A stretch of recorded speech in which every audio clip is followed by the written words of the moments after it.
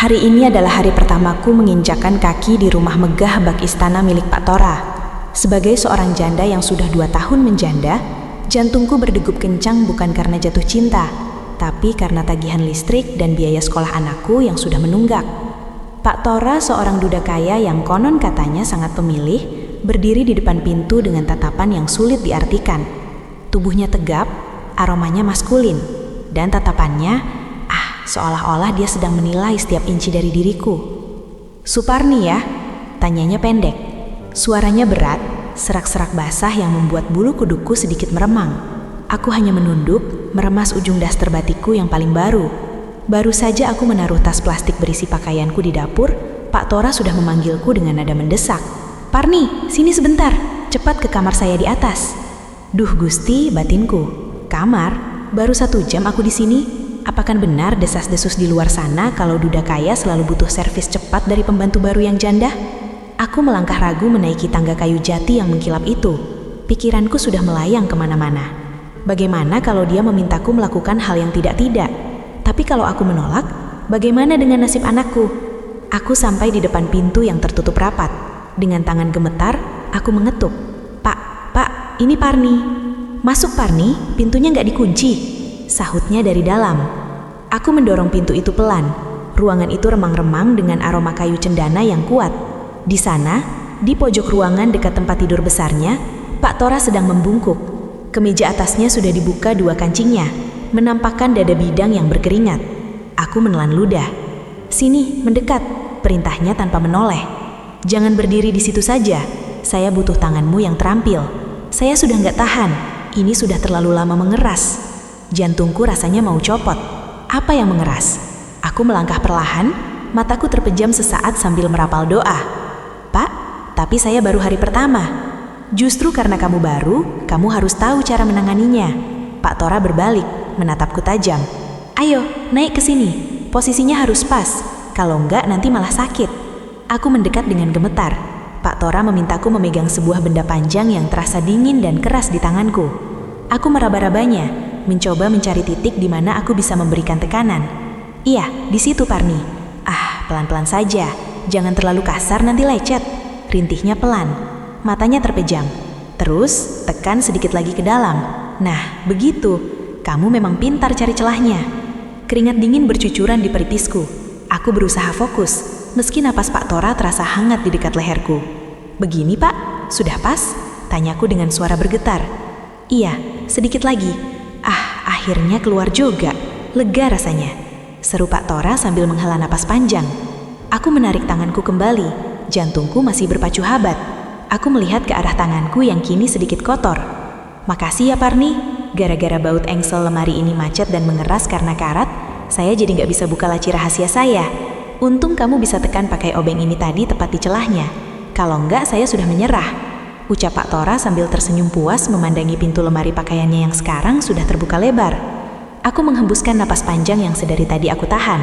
Ternyata hanya masalah engsel lemari. Aku mengelap keringat di dahiku dengan ujung baju. "Iya Pak, sama-sama. Saya kira tadi ada apa?" jawabku lemas. Pak Tora menoleh ke arahku, tatapannya tiba-tiba berubah menjadi sangat dalam. "Tapi Parni, kamu memang hebat. Tekanan tanganmu pas sekali. Besok-besok saya punya tugas lain yang lebih menantang di bawah. Kamu siap kan?" Aku tertegun. Di bawah? Maksudnya di lantai bawah atau... pikiranku mulai kacau lagi. Setelah kejadian engsel macet di kamar atas kemarin, semalaman aku tidak bisa tidur nyenyak. Ucapan Pak Tora tentang tugas di bawah terus terngiang-ngiang. Sebagai janda yang sudah lama tidak berurusan dengan lelaki, imajinasiku liar sekali. Aku takut, tapi aku juga butuh pekerjaan ini. Pagi-pagi sekali, saat embun masih menempel di jendela, suara berat Pak Tora sudah memanggilku dari arah belakang rumah. "Parni, sini turun, bawa kain lap dan pakai sepatu botmu. Kita kerjakan sekarang selagi masih sepi," teriaknya. Aku bergegas turun dengan jantung yang berdegup kencang. Aku melihat Pak Tora sudah menunggu di depan sebuah ruangan kecil yang agak tertutup di dekat area jemuran. Dia hanya memakai kaos dalam tipis yang basah oleh keringat, memperlihatkan otot lengannya yang kokoh. "Siap Parni? Ini akan sangat basah dan melelahkan. Mungkin kita bakal goyang sedikit karena licin," katanya sambil menatapku intens. Pak, harus sekarang. Saya belum sarapan, jawabku gagap. Lebih cepat lebih baik, Parni.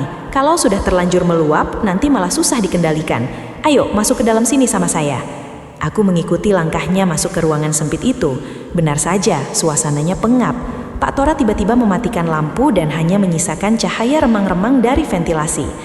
Posisinya harus nungging sedikit, Parni, supaya kamu bisa menjangkau bagian yang paling dalam, perintahnya. Aku menelan ludah.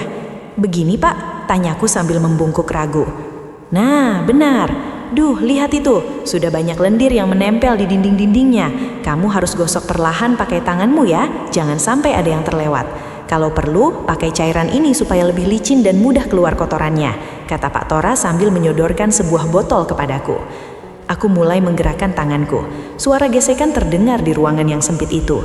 Napas kami berdua mulai memburu karena udara yang terbatas. Aduh, Pak, ini susah sekali dikeluarinnya. Lengket banget, keluhku sambil terus berusaha. Memang, Parni, itu sudah bertahun-tahun gak disentuh, makanya mampat. Terus, gosok lagi, tekan sedikit lebih kuat di bagian lubangnya. Ah, iya begitu, terus. Pak Tora memberi semangat dari belakangku. Tangannya sesekali memegang bahuku untuk menjaga keseimbangan karena lantai yang mulai basah. Ah, keluar, Pak. Akhirnya keluar semua, seruku kegirangan saat merasakan sesuatu yang menyumbat itu akhirnya lepas. Lega kan? Lihat, mengalir deras sekali sekarang. Pak Tora menyeka keringat di lehernya dengan handuk kecil. Ternyata kamu jago juga ya urusan lubang mampet begini. Padahal tadinya saya mau panggil tukang sedot, tapi ternyata tangan kamu lebih ampuh. Aku terduduk lemas di lantai semen yang basah. Di depanku, saluran pembuangan air di area cuci piring belakang yang tadinya tersumbat lemak dan sisa makanan, kini sudah lancar kembali. Tanganku penuh dengan sabun dan sisa kotoran selokan, tapi rasa lega luar biasa menyergapku. Pak Tora berjongkok di sampingku, menatapku dengan senyum miring yang sulit diartikan. Hebat kamu, Parni, baru hari kedua sudah bisa bikin saluran saya lancar. Tapi ini baru pemanasan. Nanti malam saya mau kamu masuk ke ruangan pribadi saya di basement. Di sana lebih gelap, lebih sempit, dan saya butuh kamu buat mengocok sesuatu yang sudah lama saya simpan. Aku tersentak, mengocok di basement yang gelap. Pikiran saya makin tidak keruan. Setelah urusan saluran air yang mampet tadi, Pak Tora benar-benar membuat kepala saya pening. Mengocok sesuatu yang sudah lama disimpan di basement. Kalimat itu terus terngiang di telinga saya seperti kaset rusak. Saya tahu saya ini hanya seorang janda desa, tapi saya tidak bodoh. Saya tahu arah pembicaraan seperti itu biasanya berakhir di mana. Malam harinya, rumah besar itu terasa sangat sunyi. Jam dinding berdentang 10 kali. Sesuai perintahnya, saya melangkah menuju pintu kecil di bawah tangga yang menuju ke ruang bawah tanah, basement. Tangga kayunya berderit setiap kali saya menginjaknya, seolah-olah memperingatkan saya untuk segera balik kanan. Parni, kamu sudah di bawah? Suara Pak Tora menggema dari balik kegelapan. Sudah, Pak, jawabku lirih. Saya melihat Pak Tora berdiri di tengah ruangan yang hanya diterangi satu lampu bohlam kuning yang redup. Di atas meja kayu besar, ada sebuah benda yang ditutupi kain hitam. Pak Tora tampak gelisah, wajahnya tegang, dan dia terus-menerus mengusap tangannya yang terlihat kasar. Sini, mendekat, jangan jauh-jauh, katanya sambil menarik kursi untukku. Ini rahasia saya, tidak ada satupun ART sebelum kamu yang boleh masuk ke sini. Kamu orang pertama yang saya percayakan untuk menyentuhnya. Saya duduk dengan lutut yang beradu. Pak Tora perlahan membuka kain hitam itu. Di bawahnya ada sebuah wadah logam besar yang terlihat kuno. Sudah 5 tahun saya simpan. Saya tidak pernah punya keberanian untuk membukanya sendiri. Tapi saya lihat tanganmu tadi pagi. Tanganmu itu punya tenaga yang beda. Kamu pasti bisa, bisik Pak Tora tepat di telingaku. Dia kemudian mengambil sebuah botol berisi cairan kental berwarna putih. Tuangkan ini sedikit demi sedikit ke dalamnya. Lalu saya mau kamu mulai mengocoknya. Harus pakai ritme, Parni. Jangan terlalu cepat di awal, nanti dia kaget dan pecah. Pelan saja dulu. Kalau sudah mulai panas, baru kamu percepat gerakannya. Perintahnya dengan mata yang tak lepas menatap tanganku.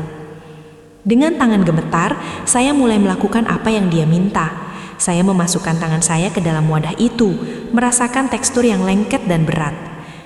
Iya, Parni, terus, kocok terus. Aduh, kamu hebat sekali. Lihat itu, sudah mulai berbuih, desis Pak Tora. Dia berdiri tepat di belakangku, nafasnya yang berat terasa di pundakku. Ayo, lebih kencang lagi. Saya ingin hasilnya maksimal malam ini. Saya sudah lama sekali menunggu momen ini. Keringat dingin membasahi punggung saya. Saya mengocok dengan sekuat tenaga sampai lengan saya terasa pegal luar biasa. Pak, ini sudah mulai kental. Sudah capek, Pak. Jangan berhenti sekarang. Sedikit lagi. Tahan sebentar, Parni. Ah, itu dia. Sudah jadi. Berseru Pak Tora kencang, suaranya memenuhi ruangan basement. Saya menarik tangan saya dengan lemas. Cairan putih itu kini sudah berubah menjadi gumpalan yang sangat lembut dan mengembang sempurna. Luar biasa, cat minyak legendaris ini akhirnya bisa dipakai lagi. Pak Tora mencelupkan kuasnya ke dalam wadah itu dengan wajah penuh binar kebahagiaan. Ini cat khusus peninggalan almarhumah istri saya, Parni. Kalau tidak dikocok dengan teknik dan cairan pengencer yang pas, dia akan menggumpal dan rusak. Saya ingin melukis wajahnya lagi malam ini, sebagai peringatan hari kepergiannya. Saya menyadarkan punggung ke kursi, hampir saja saya pingsan karena ketegangan yang salah sasaran. Ternyata, rahasia di basement adalah hobi melukisnya yang terhenti karena kesedihan. Pak Tora menatap lukisan di kanvas yang masih kosong, lalu beralih menatapku. Parni, kamu sudah membantu saya menghidupkan kembali hobi saya. Sebagai imbalannya, besok pagi saya mau kamu ikut saya ke gudang belakang. Ada sesuatu yang besar dan panjang yang harus kita bersihkan bersama. Kamu punya tenaga kuat kan? Gudang belakang, besar dan panjang. Gusti, apalagi ini? Pikiran saya benar-benar dibuat berputar seperti gasing. Baru saja saya tenang setelah urusan cat di basement. Kini ada lagi tugas di gudang belakang tentang sesuatu yang besar dan panjang. Sepanjang malam saya terus memandangi telapak tangan saya. Apa benar tangan janda seperti saya ini punya daya pikat? Maksud saya daya kerja yang sebegitu hebatnya di mata Pak Tora. Pagi itu cuaca cukup terik. Pak Tora sudah menunggu di depan gudang tua yang letaknya agak tersembunyi di balik rimbunnya pohon bambu. Dia hanya mengenakan celana pendek dan kaos tanpa lengan yang memperlihatkan otot-ototnya yang masih kencang untuk pria seusianya. Parni, akhirnya kamu datang. Ayo cepat, saya sudah tidak sabar ingin mengeluarkannya, ujar Pak Tora sambil membuka gembok gudang yang sudah karatan. Suasana di dalam gudang itu lembab dan penuh debu. Di tengah ruangan, tertutup kain terpal biru yang sangat luas, tampak sesuatu yang menjulang dan memanjang. Ini dia, Parni. Harta karun saya yang sudah lama tidak dimandikan. Karena ukurannya yang besar dan panjang, saya tidak bisa mengerjakannya sendiri. Saya butuh kamu untuk memegang bagian bawahnya, sementara saya akan naik dan menyikat bagian atasnya, kata Pak Tora sambil menyingsingkan lengan baju. Dia membuka terpal itu dengan sekali sentakan. Debu beterbangan di mana-mana. Saya terbatuk-batuk kecil. Sini Parni, pegang ini kuat-kuat. Pak Tora menyerahkan sebuah selang besar yang ujungnya sudah terpasang alat penyemprot. Saya akan naik ke atas tubuhnya. Kamu di bawah saja. Pastikan airnya mengalir deras ke bagian-bagian yang paling kotor. Jangan sampai ada sisa yang menempel ya. Pak Tora menaiki tangga kayu. Lalu dengan lincah dia melompat ke atas benda itu. Dia mulai menggosok dengan gerakan yang sangat bersemangat. Ayo Parni, tembakan airnya ke sini. Ah, iya, di situ. Terus, goyang sedikit selangnya supaya jangkauannya lebih luas, teriaknya dari atas. Saya mendongak, melihat Pak Tora yang begitu asyik menyikat. Air mulai membasahi tubuh kami berdua. Kaos putih yang saya kenakan mulai menempel di kulit karena basah kuyup. Pak, ini licin sekali. Saya takut gak kuat menahannya, seru saya sambil berusaha menjaga keseimbangan. Tahan Parni, sedikit lagi. Gosok bagian kepalanya juga. Di sana biasanya banyak kerak yang membandel. Aduh, kamu memang pinter banget cari celahnya sampai bersih mengkilap begini. Nafas saya tersengal-sengal. Keringat dan air bercampur jadi satu. Setelah hampir 1 jam bergelut dengan rasa capek dan basah, akhirnya Pak Tora turun dari atas dengan napas terengah-engah. Puas rasanya melihat dia kembali kinclong, ujar Pak Tora sambil menepuk-nepuk benda itu. Ternyata, benda besar dan panjang itu adalah sebuah perahu kayak kayu antik milik almarhum ayahnya yang sudah bertahun-tahun terbengkalai. Kayu jati aslinya kembali terlihat mengkilap setelah kami sikat habis-habisan. Pak Tora menatap saya yang basah kuyup. Tatapannya tiba-tiba berhenti di bagian daster saya yang menempel ketat karena air. Dia berdeham kecil, wajahnya sedikit memerah. "Parni, kamu basah semua. Lebih baik kamu segera mandi. Tapi setelah mandi dan ganti baju, temui saya di ruang kerja. Ada berkas penting yang harus kita tanda tangani bersama. Ini soal masa depan kamu di rumah ini." "Tanda tangan? Berkas penting? Apakah ini kontrak kerja permanen? Atau Pak Tora punya rencana lain untuk saya?" Langkah saya terasa berat menuju ruang kerja Pak Tora. Daster yang basah sudah saya ganti dengan pakaian yang lebih sopan. Tapi tetap saja, bayangan tentang tanda tangan dan masa depan membuat perut saya mulas. Apakah ini saatnya? Apakah Pak Tora akan meminta saya menandatangani surat perjanjian menjadi simpanannya? Mengingat semua kejadian dari kemarin, rasanya segala hal bisa saja terjadi di rumah ini. Aku mengetuk pintu jati yang kokoh itu. "Pak, ini Parni." "Masuk Parni, saya sudah menunggu," sahutnya dari dalam dengan nada yang terdengar sangat serius. Saat aku masuk, Pak Tora sedang duduk di balik meja besarnya. Di depannya terdapat selembar kertas putih dan sebuah bolpoin emas yang mengkilap. Ruangan itu sunyi, hanya suara detak jam dinding yang terdengar seperti detak jantungku yang tidak karuan. "Duduklah," perintahnya. Dia menyodorkan kertas itu ke arahku. "Baca perlahan. Saya ingin kamu melakukannya dengan penuh kesadaran. Saya tidak ingin ada paksaan di antara kita."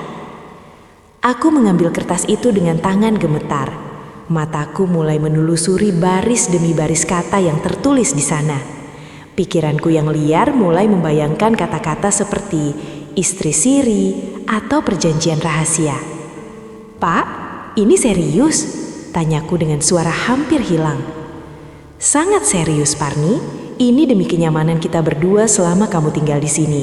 Saya butuh kepastian bahwa kamu akan memberikan semuanya untuk rumah ini." Dia mencondongkan tubuh ke depan, matanya menatapku lurus-lurus. Aku menelan ludah. "Tapi Pak, saya ini cuma janda. Apa saya pantas?" "Justru karena kamu sudah berpengalaman, saya yakin kamu bisa menghadapinya. Ayo, tanda tangani di bagian bawah itu. Jangan ragu-ragu." Aku memejamkan mata sejenak, lalu dengan keberanian yang tersisa, aku membubuhkan tanda tanganku. Setelah selesai, Pak Tora menarik kertas itu kembali dengan senyum lebar yang sangat puas. "Bagus, sekarang resmi. Kamu sudah terikat dengan saya," katanya sambil melipat kertas itu. "Jadi, apa yang harus saya lakukan sekarang, Pak?" tanyaku pasrah, bersiap jika dia memintaku melakukan hal yang melampaui batas. Pak Tora berdiri, mengambil sebuah kunci besar dari laci mejanya. "Sekarang, karena kamu sudah menandatangani kontrak asuransi perlindungan kerja dan bonus kinerja tahunan, kamu resmi menjadi kepala rumah tangga di sini. Tugas pertamamu sebagai pemegang otoritas dapur adalah ikut saya ke belakang. Ada makhluk besar yang harus kamu jinakkan." Aku terbelalak. "Makhluk besar, Pak?" "Iya, kulkas 2 pintu model terbaru itu. Sistem digitalnya error dan terus mengeluarkan suara bising seperti orang mengamuk. Karena kamu sekarang sudah punya asuransi kalau ada korsleting, saya mau kamu coba sentuh bagian panel belakangnya dan cari tombol resetnya." Aku hampir merosot dari kursi. Ternyata itu adalah surat asuransi dan kontrak kerja profesional dengan bonus yang sangat besar. Sesuatu yang tidak pernah kudapatkan seumur hidupku sebagai ART. "Ayo Parni, jangan bengong. Makhluk itu nunggu kamu buat ditenangkan," ajaknya sambil tertawa kecil. Aku mengikuti langkahnya menuju dapur, merasa sangat bodoh sekaligus sangat bersyukur. Namun saat kami sampai di depan kulkas besar itu, Pak Tora tiba-tiba berhenti dan berbisik, "Parni, kalau urusan kulkas ini beres, nanti sore kita mau ke taman belakang. Saya mau kamu menunggangi sesuatu yang sudah lama tidak dipakai." "Menunggangi? Ya Tuhan, apalagi ini?" Pikiran saya benar-benar sudah tidak sehat. Setiap kata yang keluar dari mulut Pak Tora selalu terdengar seperti undangan ke liang dosa, padahal kenyataannya selalu jauh dari sana. Tapi menunggangi sesuatu di taman belakang, kali ini saya harus benar-benar menyiapkan mental. Sebagai janda, kata menunggangi itu punya tempat tersendiri di gudang ingatan saya. Sore itu, matahari mulai condong ke barat, menciptakan bayangan panjang di rumput taman yang hijau. Pak Tora sudah berdiri di dekat gudang kecil di sudut taman. Dia memakai kacamata hitam dan topi koboi, tampak sangat gagah. "Parni, sini sudah saya siapkan. Dia sudah haus, butuh tenaga kamu buat dijalankan," serunya sambil menepuk-nepuk sebuah benda yang ditutupi kain terpal coklat. Saya mendekat dengan langkah pelan. "Pak, apa saya benar-benar harus menungganginya? Saya nggak pernah melakukan ini sebelumnya." "Tenang saja Parni, awalnya memang terasa goyang dan tidak stabil, tapi kalau kamu sudah tahu celahnya, kamu bakal ketagihan. Rasanya sangat nikmat saat kamu mulai bergerak maju dan merasakan getarannya," jawab Pak Tora dengan nada menggoda. Dia membuka terpal itu. Ternyata di baliknya ada sebuah mesin pemotong rumput model mini tractor yang sudah agak berdebu. Ukurannya cukup besar, dengan tempat duduk tunggal di atasnya. "Ini dia, mesin potong rumput peninggalan kakek saya. Kamu tinggal duduk di atasnya, tekan tombol start, dan biarkan dia bekerja. Kamu harus menungganginya dengan mantap, supaya rumputnya terpotong rata. Kalau kamu ragu-ragu, nanti jalannya bisa meliuk-liuk," Pak Tora menjelaskan sambil membantuku naik ke atas kursi mesin itu. Aku duduk di kursi yang terasa keras itu. Pak Tora berdiri tepat di belakangku, tangannya menjangkau ke depan untuk menunjukkan cara memegang kemudi. "Pegang yang kuat, Parni, jangan dilepas. Sekarang rasakan getarannya." Pak Tora menekan tombol starter. Brrrr. Mesin itu menderu keras. Seluruh tubuhku bergetar hebat mengikuti irama mesin. Rasanya sangat aneh, semua ototku seperti dipijat secara paksa. "Pak, ini getarannya kencang sekali," teriakku di tengah kebisingan mesin. "Iya, memang begitu kalau baru pertama kali dinyalakan. Ayo, masukkan giginya, tarik tuas yang di sebelah kananmu itu. Tarik pelan-pelan sampai kamu merasa ada dorongan dari bawah." Aku menarik tuas itu. Tiba-tiba mesin itu melonjak maju. Aku terpekik kecil, hampir saja terjungkal kalau saja Pak Tora tidak sigap memegang pinggangku dari belakang untuk menyeimbangkan posisiku. "Hati-hati Parni, kendalikan dengan perasaan. Nah, begitu, maju terus. Lihat, rumputnya langsung botak sekali lewat kan? Rasanya puas sekali melihat yang gondrong-gondrong ini habis kamu babat." Kami berkeliling taman, aku di atas mesin, dan Pak Tora berjalan di sampingku sambil sesekali membetulkan posisi dudukku. Keringat mulai bercucuran dan dasterku kembali lembab karena hawa panas mesin. Setelah 1 jam menunggangi mesin itu, seluruh halaman belakang rumah Pak Tora nampak rapi dan bersih. Aku turun dengan kaki yang terasa lemas dan bergetar, efek dari getaran mesin tadi. Pak Tora mendekat, mengambilkan sebotol air mineral dingin untukku. "Kamu hebat, Parni. Belum pernah ada wanita yang bisa menjinakkan mesin tua itu secepat kamu. Kamu memang punya bakat menunggang yang alami," pujinya sambil tersenyum penuh arti.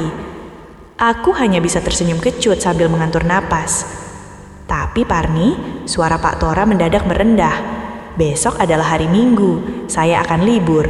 Saya mau kamu masuk ke kamar mandi utama saya pagi-pagi sekali.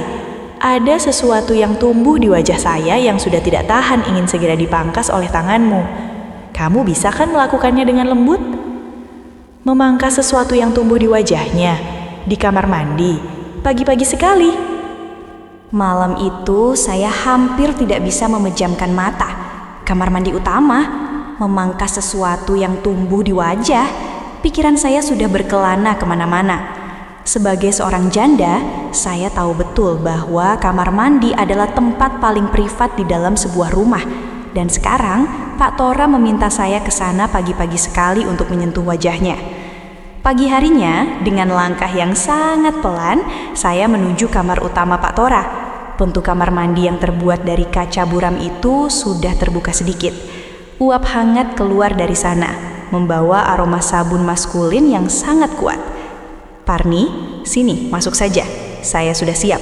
Suara Pak Tora terdengar berat dan bergema di dalam ruangan yang penuh uap itu. Saya melangkah masuk. Pak Tora sedang duduk di kursi kecil di depan cermin besar. Dia hanya mengenakan handuk putih yang melingkar di pinggangnya, memperlihatkan punggungnya yang lebar. Di cermin, saya bisa melihat wajahnya yang ditutupi busa putih tebal di bagian rahang dan dagunya. "Pak, ini saya harus apa?" tanya saya pelan. Tangan saya gemetar hebat. "Sini, dekati saya. Pegang alat ini." Dia menyerahkan sebuah pisau cukur manual yang tampak sangat tajam. Tangan saya sedang kaku karena terlalu banyak melukis kemarin. Saya mau kamu yang melakukannya. Tolong, habisi semuanya sampai bersih. Jangan sampai ada yang tersisa sedikit pun. Saya berdiri di antara kedua kakinya yang terbuka agar bisa menjangkau wajahnya. Jarak kami begitu dekat, hingga saya bisa merasakan hembusan nafasnya di perut saya. "Dongakkan kepalanya sedikit, Pak," bisik saya. Pak Tora menurut. Dia mendongak, menatap mata saya dengan tatapan yang sangat dalam. Saya mulai mengoleskan sisa busa ke kulit wajahnya yang hangat. Tangan saya gemetar saat mata pisau itu menyentuh kulit lehernya. "Pelan-pelan, Parni. Nah, di situ. Tarik dari atas ke bawah. Ah, terasa dingin dan tajam ya," desis Pak Tora sambil memejamkan mata. "Iya, Pak. Saya takut melukai Bapak," jawab saya sambil berusaha menstabilkan tangan. "Jangan takut. Tekan saja sedikit kalau memang akarnya keras. Saya suka kalau kamu melakukannya dengan tegas. Terus, pindah ke bagian bawah dagu saya. Di sana biasanya paling sensitif." Saya bergerak sangat hati-hati. Setiap kali pisau itu bergeser, terdengar suara srek-srek yang membuat suasana makin tegang. Nafas saya memburu, dan tanpa sadar saya memegang rahangnya agar posisi wajahnya tidak bergeser. "Parni, kamu sangat terampil. Sentuhanmu halus sekali," puji Pak Tora dengan suara yang makin serak. "Rasanya semua beban di wajah saya hilang setiap kali kamu menarik pisau itu." Setelah beberapa menit yang terasa seperti berjam-jam, akhirnya wajah Pak Tora bersih dari kumis dan jenggot yang kasar itu. Saya mengambil handuk hangat dan menyeka sisa busa di wajahnya dengan lembut. Wajahnya kini tampak 10 tahun lebih muda, sangat tampan dan segar. Pak Tora tiba-tiba memegang tangan saya yang masih memegang handuk. Dia menatap saya dengan senyum yang tidak bisa saya artikan. "Terima kasih, Parni, kamu sudah membuat saya klinis lagi.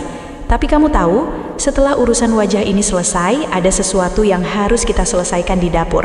Saya ingin kamu membantu saya memasukkan sesuatu yang besar ke dalam lubang yang sempit. Ini butuh tenaga ekstra, karena kalau tidak pas, dia tidak akan bisa masuk." Memasukkan sesuatu yang besar ke dalam lubang yang sempit di dapur? Aduh, saya benar-benar ingin memukul kepala sendiri. Baru saja selesai urusan cukur-mencukur di kamar mandi yang bikin napas saya hampir putus. Sekarang ada lagi urusan memasukkan sesuatu yang besar ke lubang sempit di dapur. Saya sudah mulai terbiasa dengan gaya bicara Pak Tora yang selalu memicu pikiran belok. Tapi tetap saja, sebagai janda normal, jantung saya ini bukan terbuat dari batu. Saya turun ke dapur dengan perasaan campur aduk. Di sana, Pak Tora sudah menunggu di samping meja island tengah. Di atas meja itu ada sebuah mesin besar berbahan baja yang tampak sangat berat. Di sisi lainnya ada segulung benda panjang yang dibungkus plastik transparan. "Parni, akhirnya kamu turun juga. Ayo, bantuin saya. Ini barang baru datang tadi pagi dan saya sudah gak sabar mau lihat dia masuk ke sana," ujar Pak Tora sambil menunjuk ke arah sebuah mesin penggiling daging industri yang lubang corongnya terlihat kecil dibanding ukurannya. "Pak, benda itu benar-benar mau dimasukkan ke lubang sekecil itu?" tanya saya sambil menelan ludah melihat potongan daging wagyu besar yang sudah disiapkan. "Iya, Parni, makanya saya butuh kamu. Kamu pegang bagian batang pendorongnya ini, sementara saya yang mengatur supaya dagingnya gak macet di tengah. Kita harus kompak. Kalau kamu nekannya terlalu keras, nanti dia bisa muncrat kemana-mana kotorannya," jelas Pak Tora tanpa dosa. Pak Tora menyalakan mesinnya. Suaranya menderu rendah. Yang getarannya terasa sampai ke ujung meja. "Ayo Parni, masukkan dagingnya satu persatu. Nah, sekarang tekan pakai batang pendorong itu. Dorong terus ke dalam, lebih dalam lagi, sampai dia benar-benar masuk ke lubangnya," perintah Pak Tora sambil menjaga aliran daging di bawah. Saya mulai menekan. Rasanya berat sekali. Saya harus menggunakan seluruh tenaga saya sampai-sampai tubuh saya condong ke depan. sangat dekat dengan tubuh Pak Tora yang sedang sibuk memegangi wadah penampung di bawah mesin. "Aduh Pak, ini keras banget, gak mau masuk," seru saya sambil berkeringat. "Gunakan perasaan, Parni. Goyang sedikit pendorongnya, cari celahnya." "Ah iya, begitu. Lihat, dia mulai keluar dari bawah. Terus, dorong lagi. Oh, lancar sekali sekarang." Pak Tora tampak sangat puas melihat daging giling yang keluar dengan mulus dari lubang mesin itu. Kami berdua bekerja selama hampir 1 jam. Tangan saya pegal luar biasa karena terus melakukan gerakan mendorong yang berulang-ulang. Setelah semuanya selesai, meja dapur berantakan dengan sisa-sisa bumbu dan lemak daging. Pak Tora menyeka keringat di dahinya dengan lengan bajunya. Dia menatap saya yang napasnya masih terengah-engah. "Hebat, Parni. Kita baru saja membuat adonan bakso terbaik di dunia. Kamu memang punya tenaga dorong yang luar biasa," katanya sambil tertawa. Tapi kemudian ekspresinya berubah serius. Dia melirik jam tangannya. "Parni, hari sudah mulai gelap. Saya baru ingat, ada satu ruangan di sudut rumah ini yang belum pernah kamu jamah. Di sana ada sebuah tongkat peninggalan kakek saya yang sudah berdebu. Saya mau kamu menggosoknya malam ini sampai mengkilap. Karena besok saya mau menggunakannya untuk menusuk sesuatu yang sudah lama saya incar." Menggosok tongkat? Menusuk sesuatu yang diincar? Gusti, tolong kuatkan iman Parni. Pikiran saya sudah tidak bisa diajak kompromi lagi. Menggosok tongkat di ruangan gelap agar besok bisa dipakai untuk menusuk. Sebagai wanita yang sudah pernah membina rumah tangga, telinga saya rasanya panas setiap kali Pak Tora mengeluarkan perintah ajaibnya. Namun, gaji yang ia berikan sangat besar, dan bonus dari kontrak asuransi kemarin membuat saya tidak punya pilihan selain patuh. Malam itu, dengan langkah terseret, saya menuju sebuah ruangan di ujung lorong lantai 2 yang pintunya selalu terkunci. Pak Tora sudah di sana, berdiri di tengah ruangan yang penuh dengan barang-barang antik. Cahaya lampu yang temaram membuat bayangannya tampak besar dan mengintimidasi. "Sini Parni, ini dia benda yang saya maksud," kata Pak Tora sambil menunjuk sebuah kotak panjang yang terbuat dari kayu beludru. Dia membukanya perlahan. Di dalamnya terletak sebuah tongkat panjang berbahan kayu hitam dengan ujung perak yang berkilau, namun permukaannya tampak kusam tertutup debu dan noda bekas pemakaian lama. "Pegang Parni, rasakan teksturnya." Pak Tora menyerahkan tongkat itu ke tangan saya. "Kayu ini sangat istimewa. Dia harus digosok dengan gerakan searah, pakai minyak khusus ini. Kalau kamu menggosoknya dengan sepenuh hati, dia akan menjadi sangat licin dan mengkilap." Saya duduk di lantai beralaskan karpet, mulai menuangkan minyak ke kain lap. Pak Tora duduk di kursi tepat di depan saya, memperhatikan setiap gerakan tangan saya. "Iya Parni, gosok terus, dari ujung bawah naik perlahan ke atas. Jangan berhenti sampai kamu melihat bayanganmu sendiri di permukaannya," bisiknya. Suasana ruangan itu sangat sunyi, hanya ada suara kain yang bergesekan dengan kayu. Srek, srek, srek. "Aduh Pak, ini di bagian kepalanya susah sekali mengkilapnya," keluh saya sambil terus memberikan tekanan lebih pada ujung tongkat perak itu. "Sabar Parni, memang butuh ketelatenan untuk urusan tongkat ini. Terus, gosok lagi sampai panas. Nah, lihat itu, mulai bercahaya kan? Kamu memang punya tangan yang ajaib," ujar Pak Tora dengan nada yang terdengar sangat puas. Setelah hampir 2 jam menggosok sampai lengan saya terasa mati rasa, tongkat itu akhirnya tampak seperti baru, mengkilap, licin, dan sangat gagah. Sempurna, Pak Tora mengambil tongkat itu dari tangan saya dan mengayunkannya sedikit di udara. "Besok pagi, siapkan dirimu. Kita akan ke taman depan. Saya akan menggunakan tongkat ini untuk menusuk target saya. Kamu harus berada di samping saya untuk memegang bolanya. Jangan sampai lepas." Menusuk target, memegang bola, kepala saya rasanya ingin meledak. Apakah ini saatnya Pak Tora akan menunjukkan sisi liar yang sebenarnya? Pagi harinya, Pak Tora sudah siap dengan setelan olahraga yang ketat, menonjolkan bentuk tubuhnya yang atletis. Dia membawa tongkat yang saya gosok semalam. Ternyata itu adalah stik biliar antik peninggalan kakeknya, dan di taman depan ternyata ada sebuah meja biliar outdoor yang tertutup terpal. "Ayo Parni, susun bola-bola ini di dalam segitiga.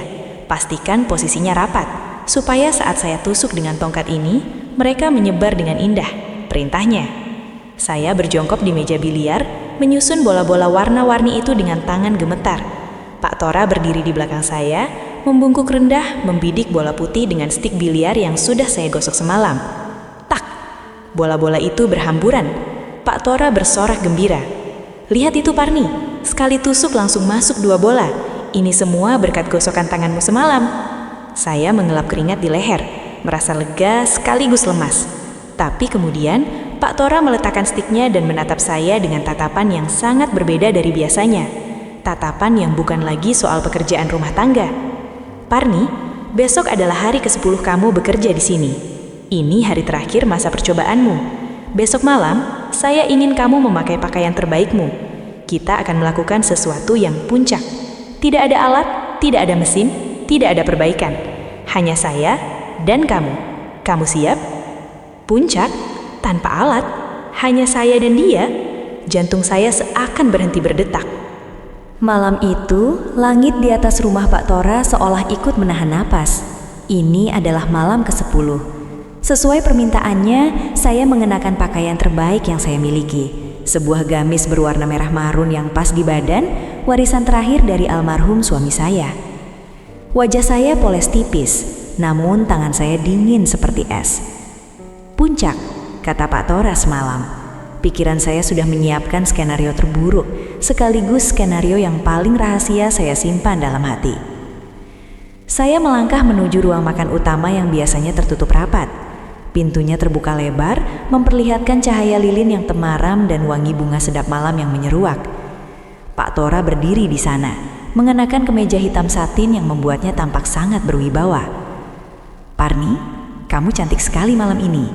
Suaranya rendah, nyaris berbisik. Dia mendekat, lalu memegang tangan saya. Ayo, ikut saya ke tengah ruangan. Ini adalah saat yang paling saya tunggu selama 10 hari ini. Tubuh saya sudah sangat kaku, dan saya yakin kamu juga merasakannya. Pak Tora mematikan lampu utama. Kini hanya ada cahaya lilin yang menari di dinding. Dia mengambil sebuah benda kecil dari atas meja, sebuah remote control. Seketika, musik klasik yang lembut mengalun memenuhi ruangan. Parni, letakkan tanganmu di pundak saya, perintahnya. Saya menurut, nafas saya tersengal. Wajahnya hanya berjarak beberapa senti dari wajah saya. Pak, ini apa? Tanya saya lirih. Malam ini kita tidak akan bekerja. Kita akan menghabiskan energi ini bersama-sama. Ikuti gerakan saya. 1, 2, 3. Pak Tora mulai menarik pinggang saya, membawa saya berputar di tengah ruangan. Kami berdansa. Ternyata puncak yang dia maksud adalah sebuah pesta dansa privat. Parni, dengarkan saya. Bisiknya tepat di telinga saya saat kami berputar perlahan. 10 hari ini saya memberikan tugas-tugas aneh bukan tanpa alasan.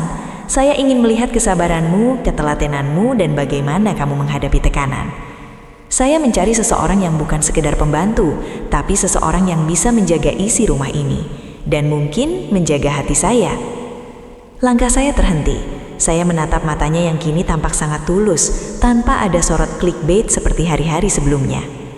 Selama ini saya kesepian, Parni. Rumah ini terlalu besar untuk satu duda tua. Tugas-tugas kemarin adalah cara saya untuk mendekatimu tanpa membuatmu takut, meski sepertinya saya malah membuatmu bingung. Dia tertawa kecil, tawa yang sangat hangat. Dia merogoh saku kemejanya dan mengeluarkan sebuah amplop kecil. Ini adalah gaji pertamamu, ditambah bonus karena kamu sudah berhasil melewati puncak malam ini tanpa melarikan diri. Saya membuka amplop itu, dan jumlahnya cukup untuk melunasi seluruh hutang saya dan biaya sekolah anak saya selama setahun penuh. Air mata saya hampir jatuh. Tapi Parni, ada satu hal lagi. Saya ingin kamu tetap di sini, bukan sebagai pembantu yang harus menyikat kayak atau menggosok stik biliar tiap hari, tapi sebagai pengelola rumah ini sepenuhnya, sebagai asisten pribadi saya dengan gaji 3 kali lipat. Bagaimana? Saya terdiam, menatap sosok Pak Tora yang ternyata hanyalah seorang pria kesepian yang rindu perhatian. Jadi, besok nggak ada tugas menusuk atau mengocok lagi, Pak? Tanya saya polos. Pak Tora tertawa terbahak-bahak sampai matanya berair. Mungkin ada, Parni, Tapi besok tugasnya lebih santai. Saya mau kita mencicipi sesuatu yang manis di teras depan. Ada kebun stroberi yang sudah matang dan siap dipetik. Saya tersenyum, kali ini dengan perasaan lega yang sebenar-benarnya. Baik Pak Tora, saya siap melayani, secara profesional. Malam itu berakhir dengan manis. Ternyata di balik semua kata-kata yang menjebak dan situasi yang menyesatkan, ada sebuah kesempatan baru bagi seorang janda seperti saya untuk kembali berdiri tegak.